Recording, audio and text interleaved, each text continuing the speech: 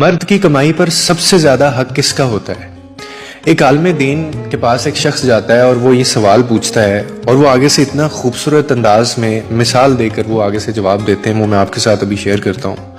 वो आगे से कहते हैं कि अगर एक मर्द के पास अपने घर वालों को खिलाने के लिए सिर्फ एक ही वक्त का खाना है ना, और उसके घर में उस वक्त जो है वो उसकी माँ भी भूखी है, उसका बाप भी भूखा है, उसकी बहन भी भूखी है, उसका भाई भी भूखा है, और उसकी बेटी भी भूखी है, और उसका बेटा भी भूखा है, ये उस घर में मौजूद हैं, लेकिन एक वक्त का खाना है, तो वो किसको खिलाए?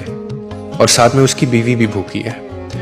तो वो आगे से कहते हैं कि वो एक वक्त का जो खाना है वो सिर्फ और सिर्फ अपनी बीवी को देना वाजिब होगा उसके लिए। क्यों?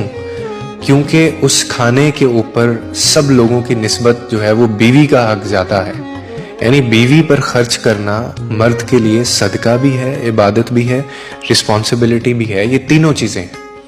क्यों? अब मैं आपको रीजन बताता हूँ। क्योंकि ये वो रिश्ता है, मैंने आगे भी कहा है, जो खून नहीं है आपका, लेकिन वफा इसमें देखें कितनी है।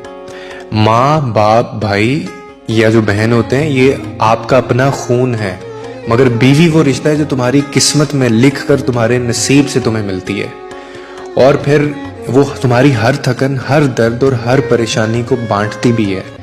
उसके दिल में तुम्हारे लिए दुआ भी होती है, तुम्हारी राह में कुर्बानी भी होती है। और फिर अल्लाह ने इसी रिश्ते के बारे में ये फरमाया है कि औरतें तुम्हारे लिए लिबास हैं और तुम उनके लिए लिबास हो। यानी आप अगर इसको थोड़ा सा समझें कि एक दूसरे का सहारा भी, इज्जत भी और पर्दा भी। इसीलिए बीवी पर खर्च करना वो महज एक फर्ज नहीं है, बल्कि वो मोहब्बत का इजहार भी है और वो सदका भी है।